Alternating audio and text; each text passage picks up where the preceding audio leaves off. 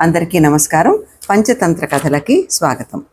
ఇవాళ తెలివైన ఎలుక అనే ఓ చక్కటి పంచతంత్ర కథ చెప్పుకుందాం. గంగా నదీ తీరంలో ఓ పెద్ద మర్రి చెట్టు ఉండేది.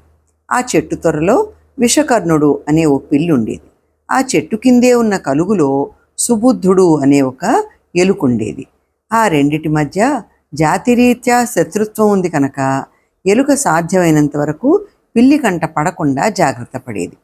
ఒకనాడు రాత్రిపూట వేటగాడొచ్చి అడవి జంతువుల కోసం ఆ చెట్టు కింద వల పన్ని వెళ్ళిపోయాడు. ఉదయం నిద్రలేచిన పిల్లి ఒళ్ళు విరుచుకుంటూ ఆహారం కోసం చెంగుమంటూ బయటికి దూకింది. కిందున్న వల గురించి దానికి తెలియకపోవటం చేత ఆ వలలో చిక్కుకుపోయింది. వలలోంచి బయటకు పడటానికి గింజుకుంటూ రక్షించండి రక్షించండి అంటూ అరవసాగింది పిల్లి. ఆ అరుపులు విన్న ఎలుక కలుగులోంచి బయటికొచ్చి వలలో చిక్కుకున్న పిల్లిని చూసి, అమ్మయ్య, ఈనాటితో ఈ పిల్లి పీడ విరగడైపోతుంది అని మనసులో సంతోషిస్తూ, అయ్యో మిత్రమా, పొద్దున్నే ఈ వలలో చిక్కుకున్నావా అంటూ ఎంతో సానుభూతిగా పలకరించింది. ఎలుక మాటలకి పిల్లి ఏడుస్తూ, మిత్రమా, నన్ను రక్షించు అంటూ ప్రాధేయపడింది. అయ్యో, జాతిరీత్యా మనిద్దరం శత్రువులం, నిన్ను రక్షిస్తే నన్ను నువ్వు చంపేస్తావు, కోరి కోరి ప్రాణాల మీదికి తెచ్చుకునేంత మూర్ఖురాల్ని కాదు అంటూ దీని తిక్క బాగా కుదిరింది అని అక్కడక్కడే తిరుగుతూ ఆనందంగా నృత్యం చేయసాగింది. ఇంతలో ఒక కాకి వచ్చి ఆ చెట్టు మీద వాలింది. దాన్ని చూసిన ఎలుక వెంటనే పిల్లి వల దగ్గరికి చేరి కొరుకుతున్నట్లుగా నటించింది. కొంతసేపు ఆ కాకి ఎలుక వల దగ్గర నుంచి యువతలకు వస్తుందేమో, దాన్ని పొడుచుకుని తిందాం అన్న ఆశతో ఎదురు చూసి ఎంతసేపటికి ఎలుక యువతలకి రాకపోవటంతో విసుగొచ్చి ఎగిరిపోయింది.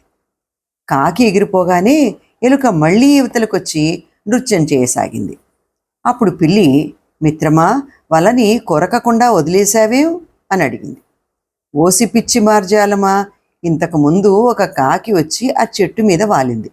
అది నన్ను పట్టుకుపోయి చంపి తినాలని కూర్చుంది. అందుకే నేను నీ వల కొరుకుతున్నట్లుగా నటించాను. నేను నీ దగ్గరుండగా అది నా దగ్గరికి రావటానికి సాహసించదు, ఎందుకంటే దానికి నువ్వంటే భయం అంటూ అసలు విషయం బయటపెట్టి వల చుట్టూ గిరగిరా గిరగిరా తిరగసాగింది. కొంతసేపటికి వేటగాడు వల వైపు వస్తూ కనిపించాడు. అప్పుడు ఎలుక వలను కొరికి పిల్లిని రక్షించింది. అప్పుడు పిల్లి, నేను నీకు శత్రువునన్నావు కదా, మరి ఇప్పుడు ఎందుకు రక్షించావు అని అడిగింది. దానికి ఎలుక నవ్వి, మనకి ప్రాణదానం చేసిన వాళ్ళు ఎవరైనా వాళ్ళకి అవసరమైనప్పుడు తప్పక ప్రాణదానం చెయ్యాలి. కాకి నన్ను ఎత్తుకుపోకుండా నిన్ను అడ్డం పెట్టుకుని నా ప్రాణాలని కాపాడుకున్నాను, అందుకే నిన్ను రక్షించాను అంటూ వివరించింది. మిత్రమా, నా ప్రాణాలు కాపాడావు, నా ఇంటికి వచ్చి విందు స్వీకరించు అంది పిల్లి ఎంతో ఆప్యాయంగా. వద్దు మిత్రమా, నీ ఇంటికి నేను వస్తే నువ్వు నాకు విందివ్వటం కాదు, నన్నే విందు చేసుకుంటావు అంటూ ఎలుక కలుగులోకి తుర్రుమంది.